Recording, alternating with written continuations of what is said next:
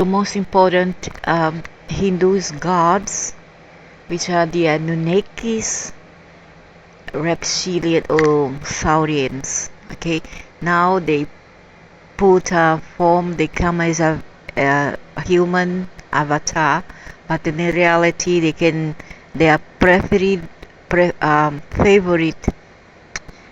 avatar is that of a dragon or um, serpent man, okay, snake man, and not human, but just because long time ago people was not used with the idea of a god snake or whatever, so they came as human. However, they are not humans, they are other creatures created by the atoms, and there is no gods, at least for me.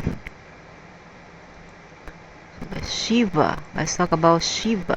Shiva is the Hindu god of destruction, and here they have the Trinity, you see, and they all have almost the same age. He is the father Anu, the head of Sirius, I guess. Anu, Anunnaki here is not quite a family, okay, or a race. Rather, it is a group of beings. Nowadays we have grace, we have reptilian, we have all now as a galactic federation. Okay, we have all type of aliens taking part in this confederation, which is the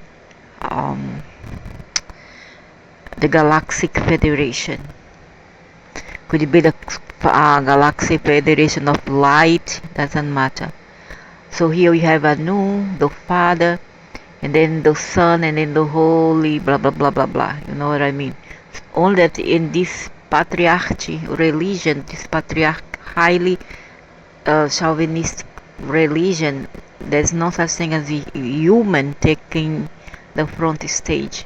So it's depicted on males, okay, because they have taken the crown from the reptilian queen from Orion, and maybe she's depicted as Kali. I'm not sure whether she's Kali, and Kali is the Inanna, which was given by a new Indian, that Hindu valleys, which is spread throughout Persia, the Persian Gulf,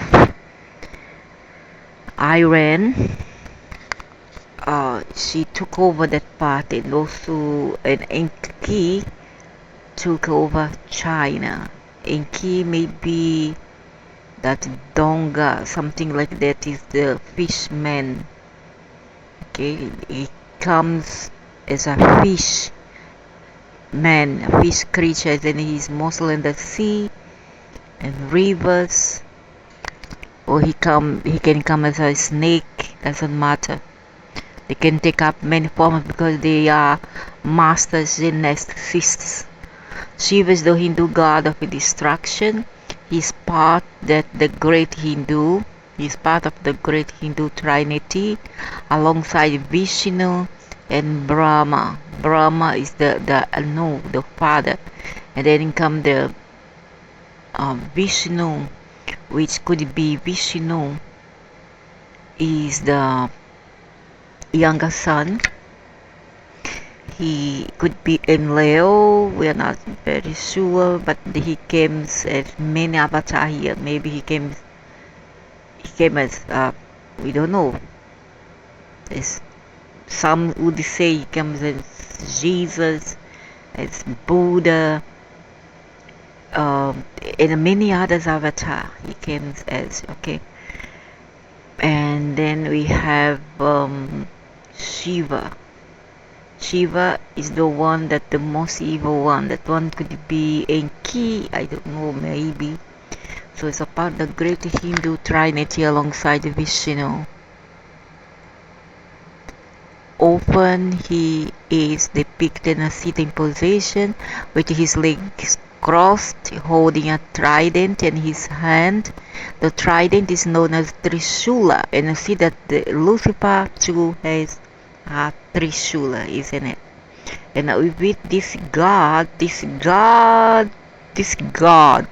destroys the ignorancy found in humans around Shiva's neck. There is a Naja, a snake, one of nature's most deadly creatures. Because they are reptilian, what? So they need to bring in, need to show their symbolism, which is the snake. Because as the atoms create stuff, it makes a dance like a snake coiling together, and so come this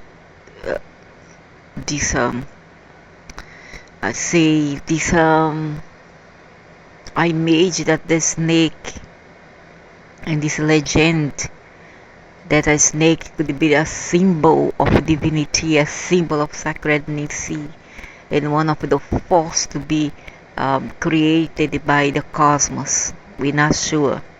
Nas is one of nature's most deadly creatures. The symbolism of this snake, raping cobra points to his victory over death.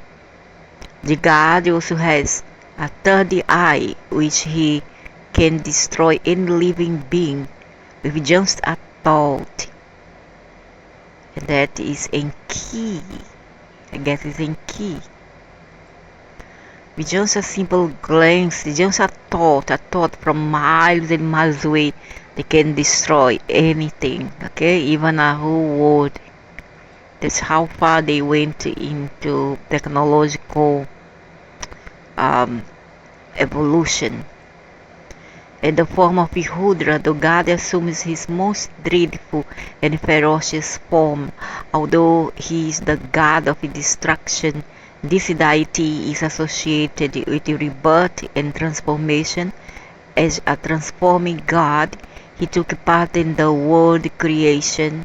The sacred Ganges River, which bathes a considerable share of Indian, owes its existence to Shiva. The river is the personification of the goddess Ganga, who descended from heaven, grabbing Shiva's braided hair in order to reach the earth and purify man's sins. Oh, come on, you're so sinless, but you have done so many atrocity in the cosmos and in terms of immorality, etc. And now you talk about sin. Oh, come on. Maybe humans who invent all this, maybe it's not even true. Maybe they don't care about these things. I don't know. Maybe it's human inventions. Who knows? It's only human perceptions.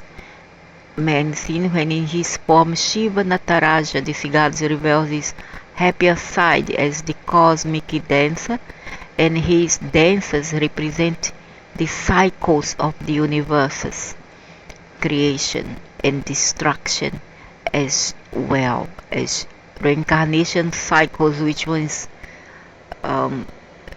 hijacked by the Anunnakis. Okay, because they are the Anunnakis. We are talking here about the Anunnakis Foundation, the Anunnakis group, which is a group of beings which comprises grays. I have been told this long time ago, grays, reptilians, Dracos, and others. Okay, but as they are master geneticists, they can come up with any form of avatar or any shape and form. Can come as a stone, a mountain, an animal, or a human. Because wherever they go, they extract the DNA so as to be the gods of that place. Okay, but they didn't create creep. Not say another word. They didn't create creep. Who created the ones, the atoms and the cosmos? But are they powerful? Very, very, very much. Their power is indescribable. However, they are not the creator per origin. By default, no, they aren't. As the reincarnation cycles, the god of destruction has the goddess Parvati as his most famous wife. Parvati could be Ningshida, his half sister, who is, by the way, is his sister, half sister, who is a loving goddess and devoted mother, symbolizing fertility. But the goddess can appear as colleague, who like her husband. Exactly, her colleague, a team. They work together to go around, explore galaxies, planets, and then harness DNA or make experiments, genetic experiments. And it was his sister come lover who actually manipulated the already existent primordial human beings that they found here when they first came. Their place where they stopped first, the ancient Sumeria and Lemuria civilizations, which is now in CA of Africa, in Asia, all throughout Asia and Africa.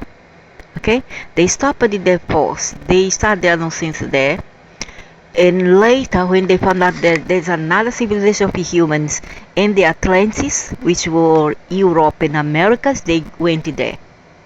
And then it's where all the colonization, all the nonsense come in. And then what they did, they extract DNA from that people that they found there, which were very fair skinned, and then they use that human, they reincarnated, they keep on reincarnating them, they infiltrate inside the monarchy, okay, and then they created politics and all that under these people's skin, light hair or blue-eyed people, okay.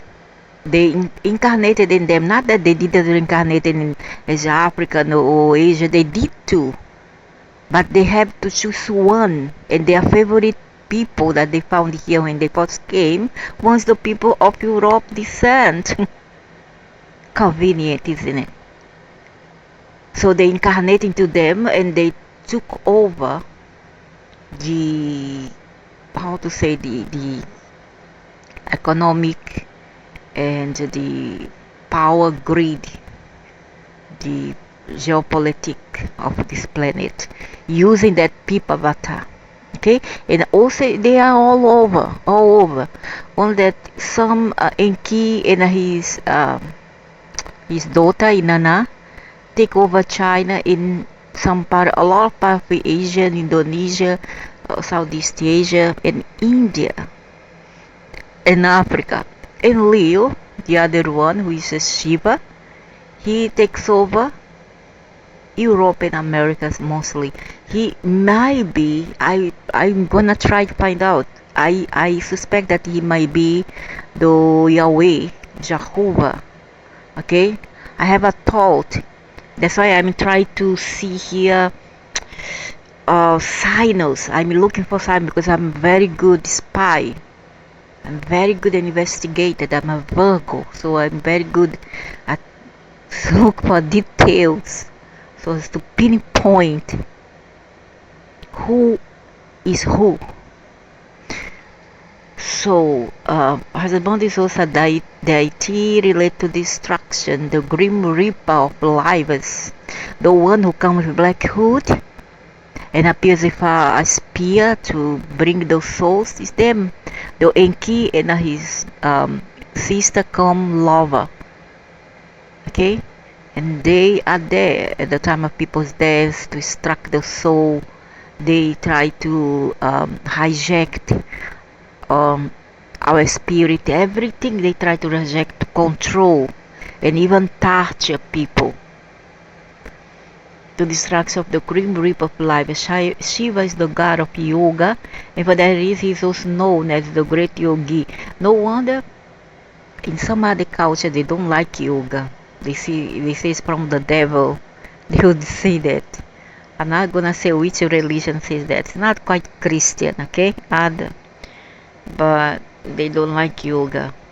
It's a set of philosophical, religious, and psychophysical practices whose aim is to transcend the limitations of the body, and also at the same time that they are what they are, they also contributed.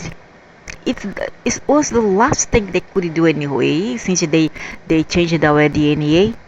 The last thing that they could do is giving us amigo small tiny nanoparticles of knowledge. That's why they bring in yoga. They bring in all this how to plant, how to deal with agriculture, astronomy, sciences. All right, because the least they could do after all what they have done to certain species, human being being one of those creatures that they have invaded and made, whose life they turned into misery. Okay, Shiva is one of the key gods of Hinduism. In India there is a cult where Shiva is regarded as the supreme god. I believe this one is the no, it's not the supreme god. This tradition is known as Shivaism, which has a major influence in modern Hinduism, currently practiced in India, Sri Lanka, and Nepal. Shiva is a highly complex god, and he participates in countless stories. This video only wants to make a small presentation of this god, who is extremely important to the Hindu religion. I'm currently crafting a video series with which we will extensively increase our knowledge of Indian religion, knowing its most diverse gods and heroes along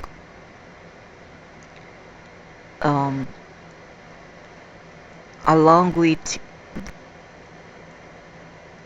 their fascinating gods.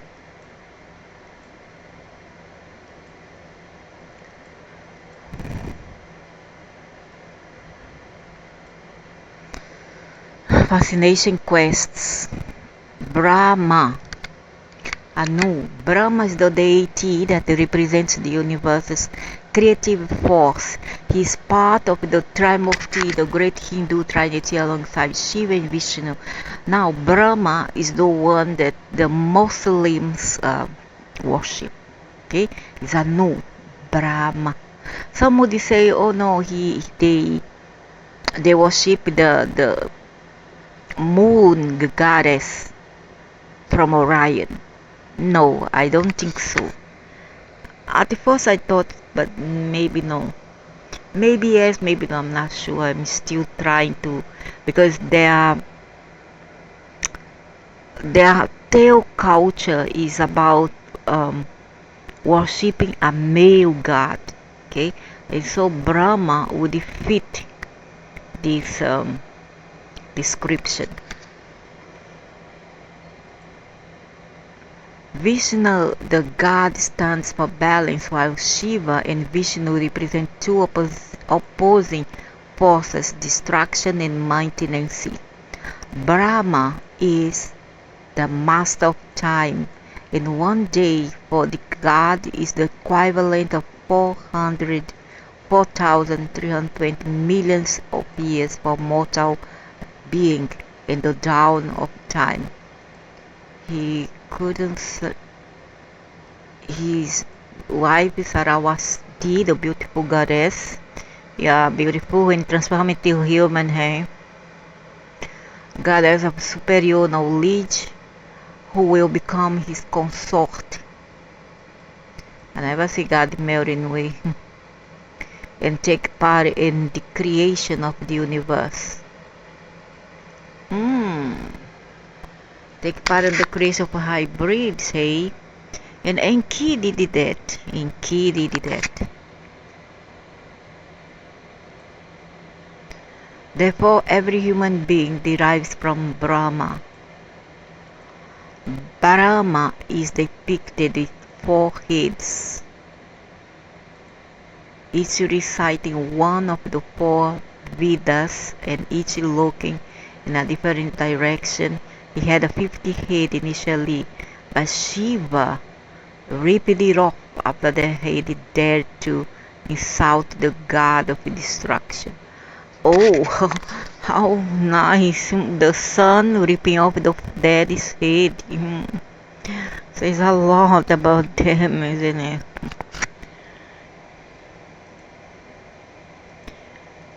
South, the god of destruction. This god has 4 arms as well. He holds a rosary, and one of them symbolizing the cycles of time to which the universal birds or books that symbolize knowledge is held in another. He holds the pot with the holy water in the third, symbolizing the cosmic energy. There is a lotus flower in the fourth, and lastly hand a symbol of the nature and fashion of life. The god crosses the universe to ride a divine swan. The animal is capable of distinguishing pure milk from milk mixed with water. This means the ability to distinguish good from evil. Although a prominent deity in Hinduism, Brahma only has a large temple in honor of himself. Unlike Vishnu and Shiva, who have temples spread all over India, and it's located in Pushkar, where Brahma defeated a demon with lotus flower. I love these flowers, I really do, I love it. The flower petals fell in their location and turned the region into a sacred place. During the Kartika Purnima festival, those who bathe themselves in the sacred lake will be freed from their sins. Brahma was expected to conduct a sacrificial rites in Pushkar with his wife, but as Saraswati was late for the arrival, he married the beautiful Gayatri. Oh, great! The wife is late. Now I'm late. I put my makeup. I'm late to arrive to the event with my husband. He decides to marry another, to flirt with another, go out with another because I'm late a little bit. Oh, how great, huh? I started the ritual with a new wife. When Saraswati encountered Brahma with his new wife, Shion, ragingly she got very mad, cursed Brahma. The god was now bounded to be worshipped in Pushkar only. Oh, great! Only because only few people worship Anu now is because the wife cursed him. You see how human works, how they are I don't know, village-like mentality. You know, there's no rationalism in here. They just invent things. They go along. They invent gods. They invent all this mythology, and then they blame the gods, the aliens, for that, for their own invention. And that is why there are no other great temples in honor to Brahma. The growing cult to Krishna and Vishnu diminished the importance of Brahma, but the god of creation and true knowledge is especially honored by those who can make use of knowledge in their professions, such as teachers, students, and scientists. and with the help of God, they can walk towards the true knowledge. Indra. Indra reminds me of that snake with many heads. The many-headed snake called Indra. There's once this mythologic move that I still remember when young. The supreme god of the Vedic tradition is one of the oldest gods in the Hindu pantheon. He is a Rig Vedic deity. Therefore, Indra has a strong presence in the Vedas, the four pivotal works of Hindu culture. Indra is the son of heaven and earth, and the twin brother of the Agni, fire-related deity. Shashi, the goddess of beauty, his consort, and together they give birth to several descendants. Indra is the god of the sky, the seasons of the year, and the lord of lightning and thunder, but he is also regarded as the god of war, as a warrior deity. Yeah, they are good for that. Their specialty is war, vengeance, jealousy, envy. That's what the male god is all about. They overthrow the goddess, the so-called alien goddess from Orion, to now bring in this is males, fearful, powerful, angry, violent. So that's how the story has been here in this constellation. All nonsense to me. So I'm the only one that criticizes all this. So as a warrior deity, he fought several enemies. The god fought his enemies, relying on powerful lightning strikes. They harness the power, the physics from the lightning and then attribute it to them. However, it doesn't mean that they created lightning. They couldn't create a dust if not for the cosmos, the atoms. They took their knowledge from them. Before them, trillions and trillions and trillions and trillions and trillions in our human time, there were already lightning, there were thunder, there were sea, there were rains, there were wind. There's no such thing as a God come there and then invent all that and take over, and then the God of lightning, the God of war, the God of rain, the God of the sun. Oh, come on, man. Get down to us, police. Powerful lightning strikes and due to his connection with lightning and the thunder, he was also considered the god responsible for rain. No. Even before this thing exists, he knew itself as a consciousness. There were already raining during the time of evolution and this multiverse in the cosmology. There's no such thing. Doesn't come to mind if you are intelligent. For Indra was an enemy of Eureka, I don't know, a powerful serpent that personified drought. Oh my God.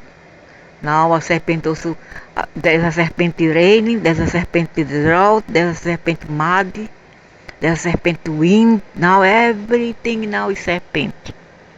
Everything. Where's the frog? Come on. The creatures blocked the course of the rivers, turning the land into a giant fertile desert. Indra fought the creatures with his powerful lightning strikes, killed the serpents. The god toward the monster's belly and released all the waters. Oh my God. They are talking about here, this passage. I believe, is about the fight between the Orion and Sirius battle. And the serpent here maybe depict some of the Orion inhabitants that has been trapped in Jesuin over Vitra, the allowed fertility, prosperity, and happiness he has spread all over the world. Andhra is a god with great appetite and he loves to drink. His favorite drink is soma, made from adagenic plants. Whenever he drank this ritualistic beverage, the god swelled and covered the whole sky. As a sky deity, he poured out the rain needed to preserve life. Oh my gosh, I so mean. Since young, I don't like all this, I found something fishy and all this, even as a 7-year-old, during winter time and lots of rain, I will lock myself inside the room and then read fables book, a little girl, and I found it hard to believe in all that, but I did dream of fairy tale of John and Mary, Cinderella. Yes, as a little child, I love to hear that. But all this kind of nonsense, like these fables, because this, and then transform with this, and then that Indian girl from the tribe become a lotus flower, and she was killed and raped, and then she turned a lotus flower. Come on. My logical brain just cannot process all this nonsense. Idran is often depicted on his 4 tusks white elephant known as Airavata, the lord of all the other elephants. Sometimes he is depicted parade in the skies on his golden chariots. Where him? Where? Nobody ever saw in a film. Where? On his golden chariots, followed by the Ashwins, the twin gods of medicine. As the centuries went by, Indra's position as supreme god began to be challenged by new emerging tradition. Deities like Shiva and Vishnu started to take the place that formerly belonged to Indra, and with this the god's reputation decreased with the years. According to some stories, Indra felt quite upset with people who were once devoted to him and started to worship the new gods. Therefore, Indra assembled a powerful and destructive storm to punish his former devotees. But Vishnu, the god of conservation, prevented that catastrophe by raising a great mountain obstructing the storm's trajectory. Although he has lost much of his prestige, Indra, the sky god, is still respected and revered by the different currents of Hinduism. They say that who commit all these tragedies was Enlil, Jehovah, because he was angry that his older brother Enki, who could be the Shiva, created the hybrids here on earth. So he say, I'm done with it. You have brought shame to Nibiru, and we have to do away with this creation. Let's destroy them. Let's destroy humankind. And that he refused to bow before the hybrids. And in some Abrahamic religions they believe that Iblis, the devil, refused to bow down before mankind. But actually it was another story that happened in our of Akashic records history. Vishnu, Vishnu is one of the most important deities in Hinduism, together with Shiva and Brahma. They are the supreme trinity of the Indian god pantheon.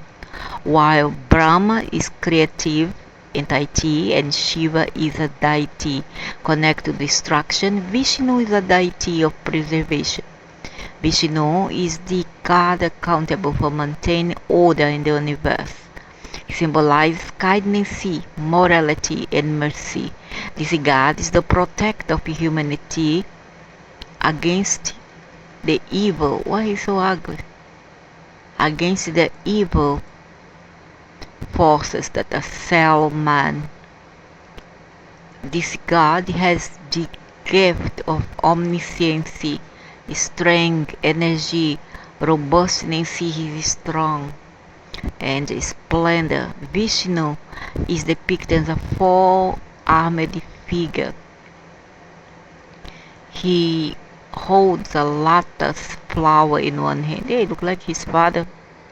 I still believe this is one single entity that, I don't know, maybe a family or a single entity that has spread far and wide in his lineage, his family lineage.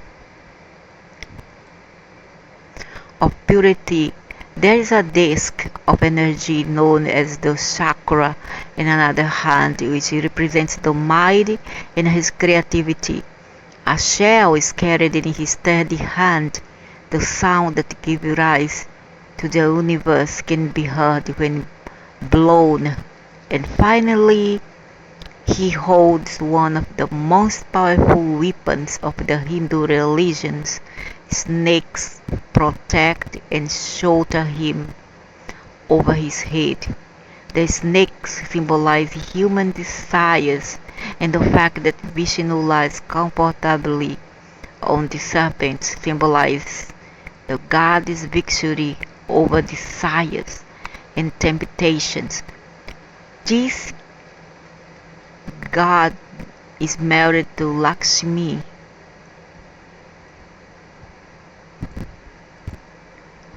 A god is related to prosperity. A goddess related to prosperity. See how men themselves created their gods in their own image, not the other way around. Not that God created us in their his own image.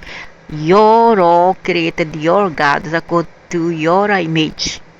You see that the blacks, the Africans people, Afros have Afro gods, Indian have their Indian gods. You see the brown skin, the others are blacks, and then you see European, the Jesus that they depict is a white avatar, and all the others also has blonde hair, blue eyed, and then the Oriental, the Chinese ones are all has almond eyes and Chinese features. You don't see how you all has created your gods according to your image and not another way around, and then you humans have twisted it all. You see, you have blame your gods for all of your inventions. Vishnu can cross the whole world with only 3 giant steps. This god has Garuda, which is a bird. Even in Indonesian, they call Garuda, which comes from the Hindu, because the Majapahit giant empire went to Indonesia. Majapahit spread far and wide. The solar bird and his mounted chief deity of the birds of prey and snake hunter. This mythological creature symbolizes the struggle between good and evil after the creation of the universe. Vishnu visited the world of, once nothing lived in the ancient Egypt mythology, depicted as Horus, the birdman, and Leo, which I suspect is Jehovah was a bad man. Yeah, he was a bad man, a Garuda. Visit the word of man several times. Now, the word of a man, the word of a man. Now, if this word did not belong to this species or our previous species here, then why would they say that? Several times embodying his avatars, Vishnu embodies one of his new avatar whenever the world is in great danger or need. When a great flood threatened to engulf the whole land and water, the fish-shaped god named as what? The whole land and water, the fish-shaped god named Masya, something like that, taught Manu, which was Abraham, how to build a vessel and escape the flood. Waters receded. Manu used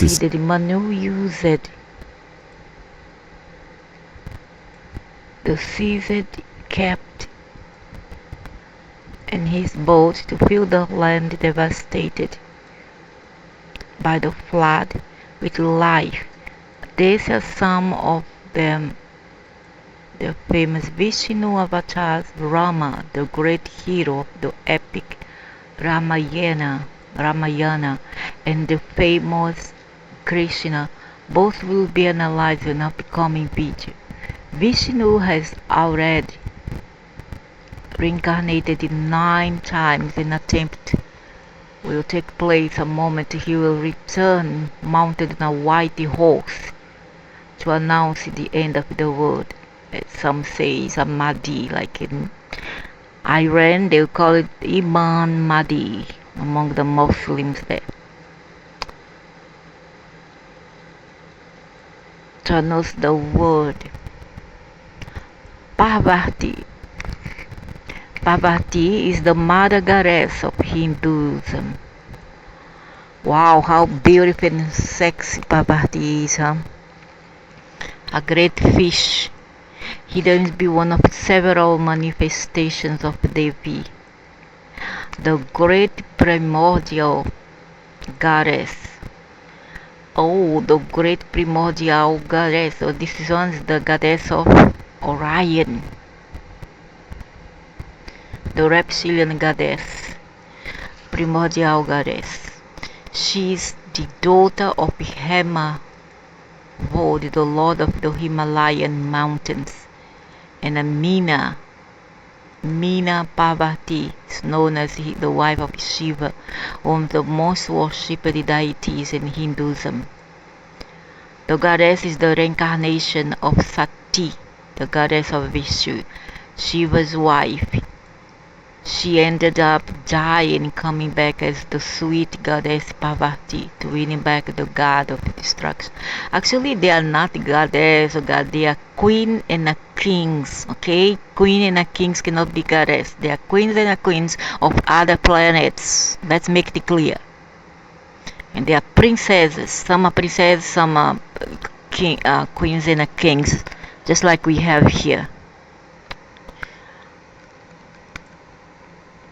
Parvati had the help of Kamadeva, an Indian deity similar to Ares in Greek mythology. He struck Shiva with one of the arrows while the god meditated. Shiva was consumed by desire and fell in love with Parvati, but Shiva was relentless with Kama due to his indifference and fulminated him with his destructive gaze, turning the god of love into ashes. The god didn't appreciate the color of Parvati's skin. Huh? Why not? Oh, they were blue. It's from vegan aliens. Skin. Therefore, the goddess through ritual was able to acquire skin with the beautiful golden tone. Nonsense. Like the first beings here were blue. One's of the former one's blue, later one's very pale skinned. Okay? Very pale. Translucid. once. They didn't eat meat at all. That was one of the formats to inhabit this land, this earth. Not brown or tan or bronze, whatever. That's nonsense. That's just to fit one kind of racism cultural mentality. Beautiful golden tone for her husband. She had several illustrious sons, such as Ganesha, the elephant-headed god, and Skanda, the Hindu god of war, among others. The goddess is the princess is known as the fertility princess, the princess of marriage, the princess of beauty, and the princess of love. Parvati is usually portrayed as a kind figure, and in the art she is usually beside her husband, carrying her children in her lap. The princess paraded beside her husband, his mighty lion, despite being a benevolent princess. Parvati from Sirius or Aryan, Parvati was present herself as a Durga, the warrior goddess, in this form. The goddess became the most feared princess. The princess defeated several demons and won her fight against evil. She was so ruthless that even the other gods feared her. But she can acquire even a scarier look as Goddess Kali. She symbolizes death. Her appearance met imminency of death or a great disaster or virus, pandemic, etc. She is also known as Sekhmet, the spider demoness of ancient Egypt, and many others. Sekhmet is another one. It's a part of Scorpio, and another version that is a cat, but it's not quite a cat. It's a spider. I have seen this year. This thing come to me, harass me. It's a spider. Up there, so a great disaster. Her tongue is always bloodthirsty. Therefore, in some rituals, blood is offered to the goddess. In her anger, her best known story is the origin of Ganesha, one of the most worshipped gods in India. This princess gave life to her son from the herbs, waxes, and oils that Parvati had used in his bath when he was born. Ganesha didn't have his famous elephant head, but his false head was beheaded by Shiva.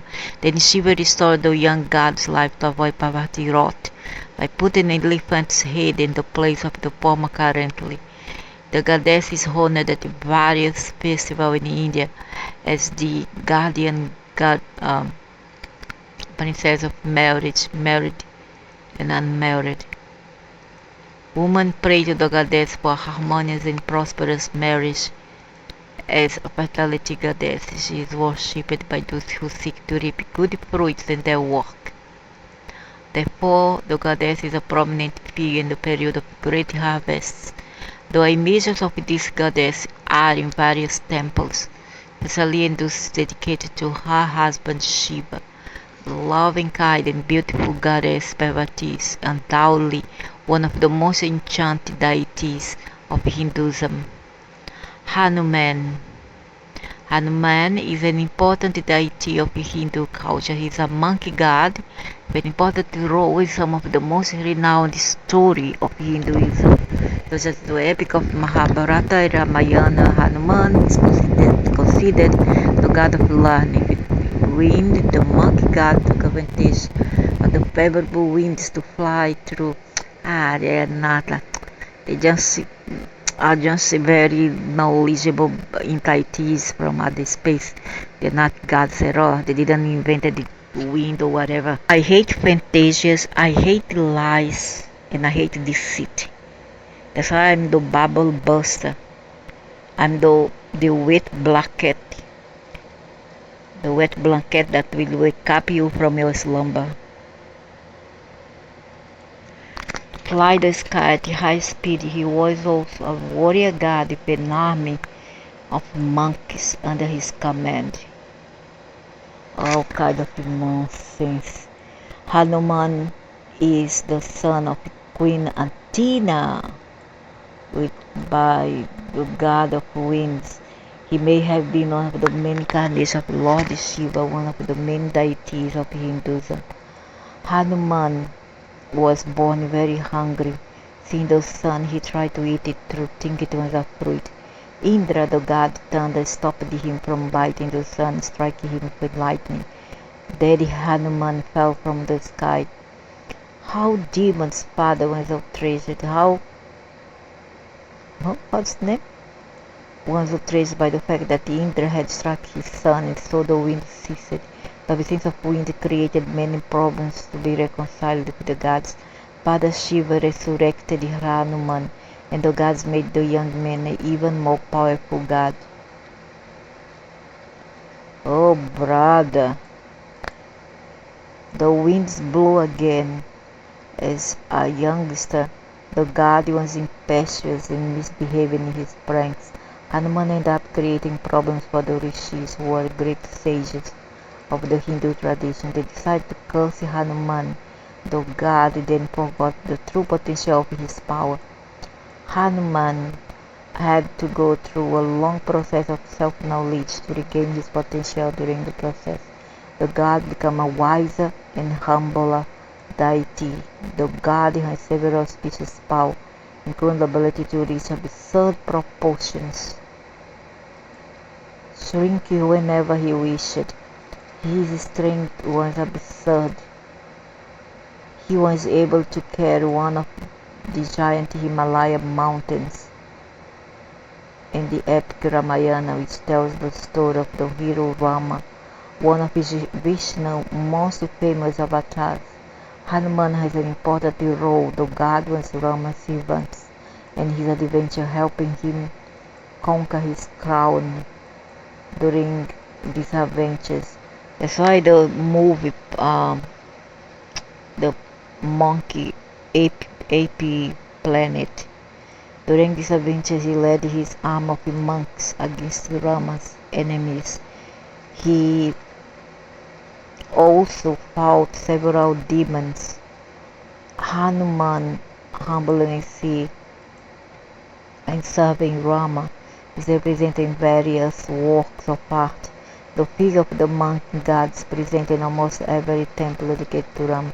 This is being coming here to Earth, and they took DNA sample to all the species: monkey, elephant, snake, see, trees, and then they reflect themselves. They kind of start to present themselves, and they take up that form. Because human, they have one say, which is the magician's hands is faster than the observer eye. So what they do is they fool you all, they fool you. They come with an image, but behind that is a gray alien or any other beings. Okay, they are not what they appear to be. Almost every temple dedicated to Rama, the monk-like god, continues to be worshipped in several temples in India. Many of them are full of monks and rituals, which, knowing they will not suffer any reprisals, cause endless mischief. Hanuman is worshipped by the humble Nasi as someone who seeks knowledge, and by his warlike image. Hanuman symbolizes the human mind, which is unstable by nature. It constantly changes its focus like a monkey that jumps from one branch to another. That is also as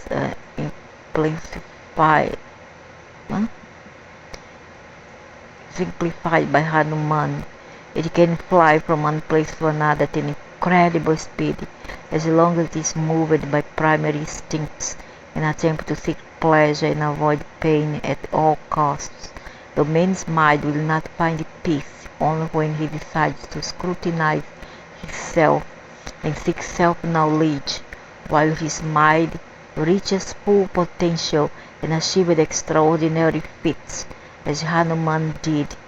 The god is also revered in Buddhist temples, but There his accomplishments and stories are quite different from traditional Hindu tales. Hanuman is a symbol of true devotion and unconditional surrender. Therefore, he is one of the most revered gods of Hinduism. Ganesha.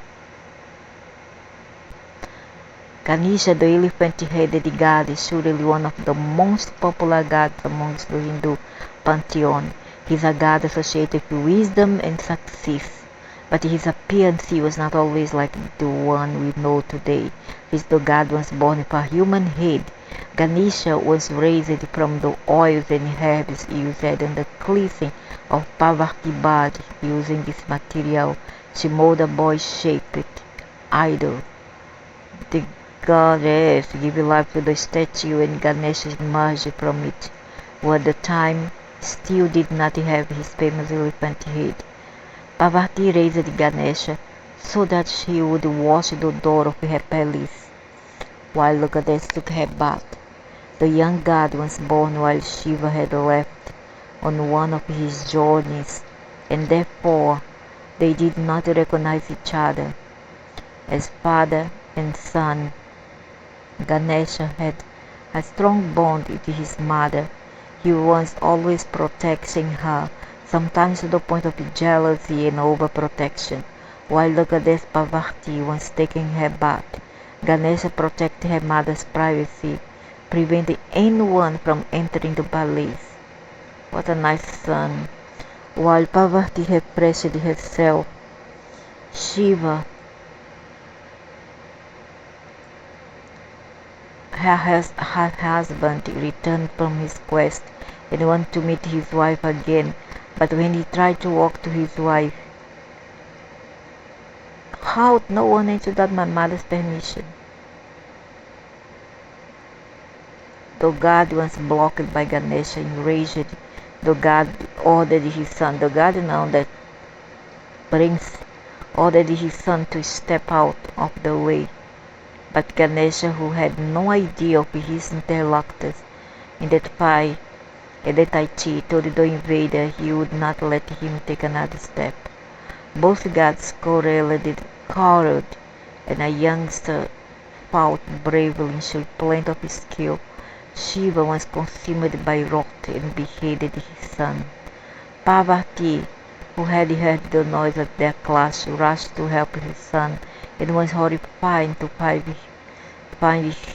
him beheaded and lying on the ground with her heart shattered.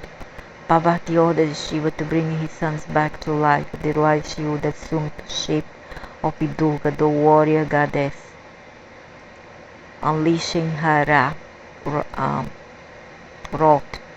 put an end to his wife's suffering. The god of destruction decided to restore Ganesha his life, but he needed a new head. To do that, Shiva ordered his servant known as Ganas to bring him to the head of the first beast they encountered. The elephant was the first to appear. They brought the animal's head to Shiva, who placed it on what had once been his son's head. Ganesha's life was restored, and despite his exotic appearance, the young god felt quite pleased with his exquisite looks. Together, Shiva and Parvati raised the young god, who would become one of India's most popular.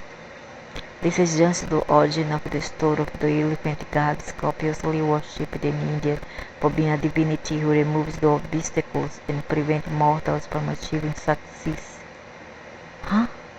Prevent mortals from achieving success. Our channel has more to talk about Lord Ganesha, since he is one of the most worshipped deities among all Hindus gods.